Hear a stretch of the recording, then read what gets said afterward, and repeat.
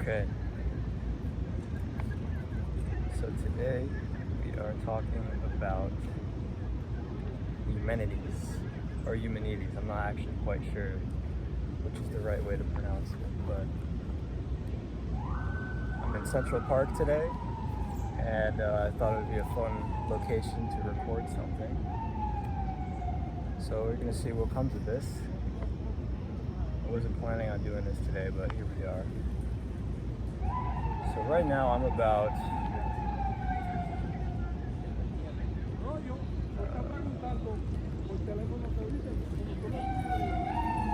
I lost my place actually.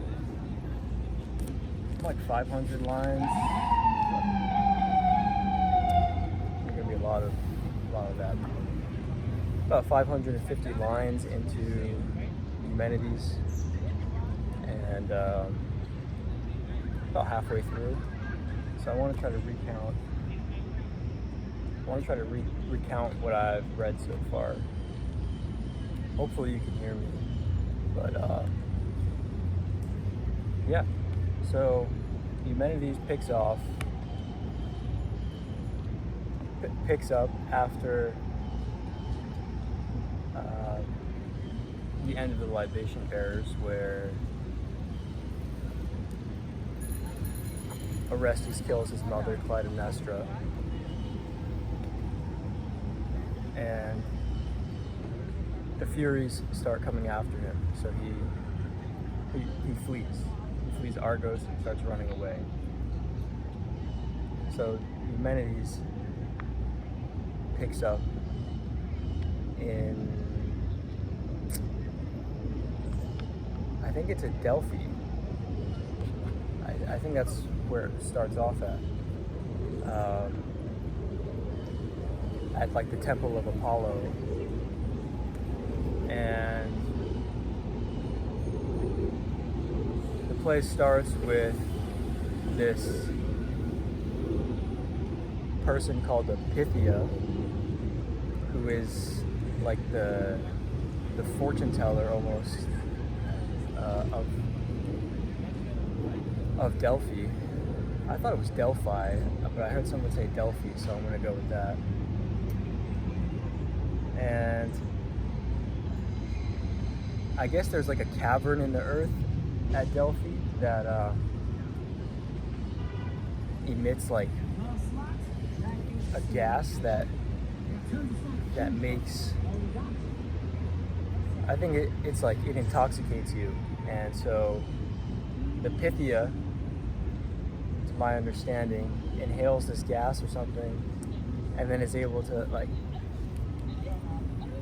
speak so unintelligibly that the Greeks believed it to be like fortune telling or something. So I think that's what the Pythia does. Now, she starts off the play by talking to an audience of Greek citizens, asking like which among them are Greeks, so she can tell their fortunes and whatever. And then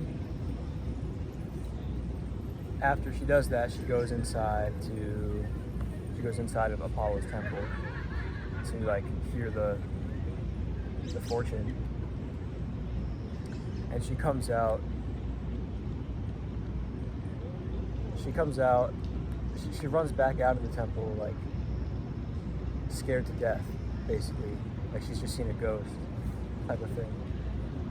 And I guess what she saw inside was Orestes surrounded by a circle of Furies, all of whom were slumped, like they were all asleep, I guess. Maybe they're tired from their journey from Argos to what's it called? To Delphi. So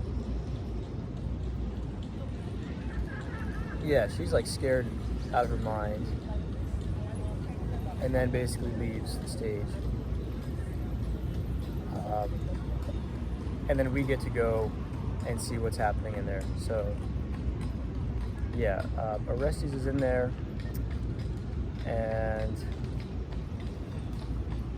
Apollo also is in there, I think, and so is Hermes. And Orestes is there because he wants to get purged by Apollo for murdering his mother. So he wants to get his hands cleaned or something. I'm a little bit unsure about this whole part of the story. Like, I think there's a pig involved that gets sacrificed. Like, to purge him, they kill a pig or something like that. I don't really know. But that happens.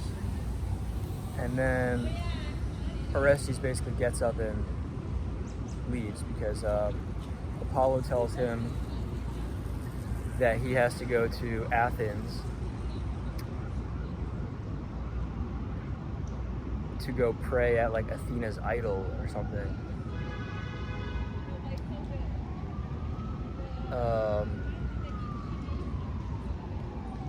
Yeah, I don't know why he has to go to Athena to be forgiven or to be like, maybe I don't know. I don't know if Athena has something to do with justice, but yeah, he goes to Athens, and the Furies eventually wake up from their sleep. Like, they were really slumped. They were not waking up. And the ghost of Clytemnestra even shows up to yell at them because they're sleeping so much and tell them to get off their asses and start chasing Orestes. So eventually the Furies get up and chase him to Athens. And eventually the scene switches to Athens. So Orestes is there hugging this idol or something, praying to Athena. And then the Furies finally catch up to him. They're about to like try to kill him or something. And then that's when Athena appears. And she asks the Furies and Orestes to introduce themselves. And so the Furies introduce themselves. They say they're like born of the everlasting night or something. Their job is to bring justice. The Furies are the instruments of vengeance in this part of Greek mythology. But they only deal with family interventions. Like they only deal with murders that are committed within the family or within the same bloodline. So Orestes killed his mother, which means that it's the jurisdiction of the Furies. So that's why they're after him, and that's what they tell Athena. But I don't know if this happened earlier in the play actually, but they get into a debate with Apollo about their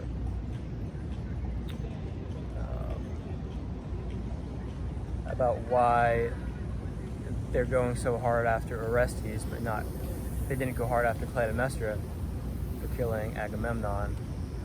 And the Furies' argument is that they only deal with murder within the family or within the bloodline.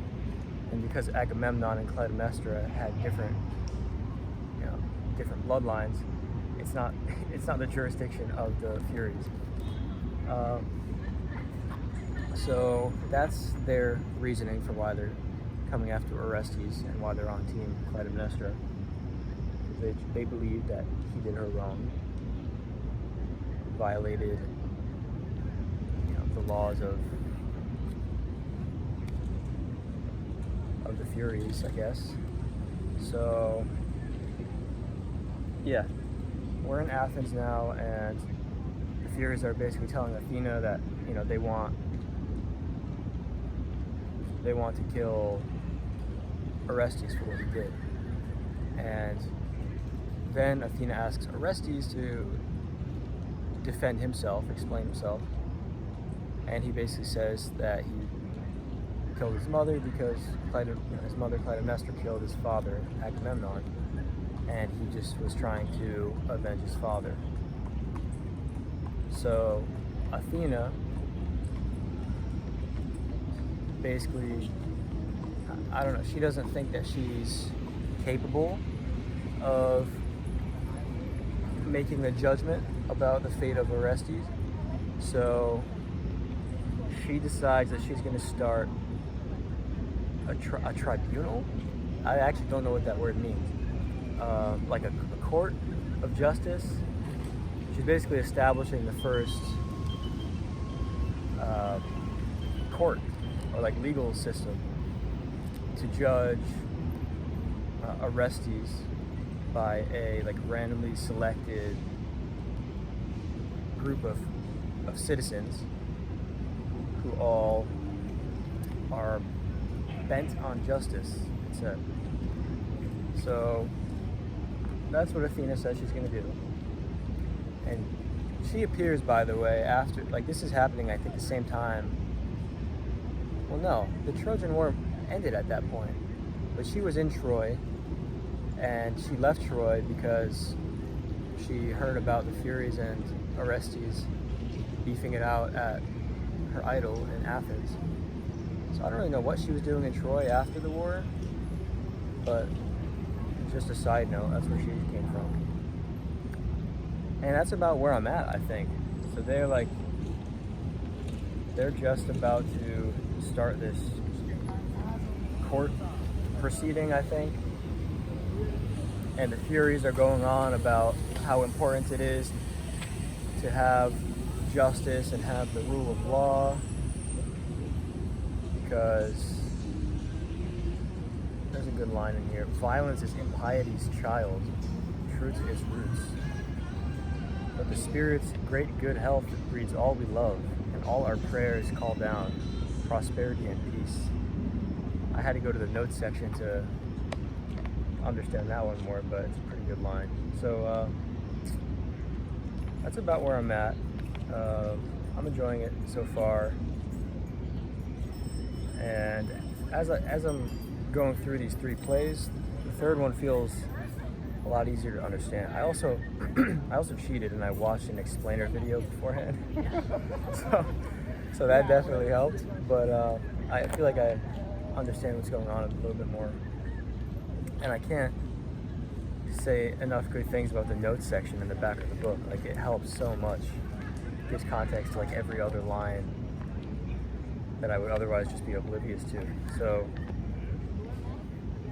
anyway, that's the first half of Eumenides, and yeah, that's it. Thanks.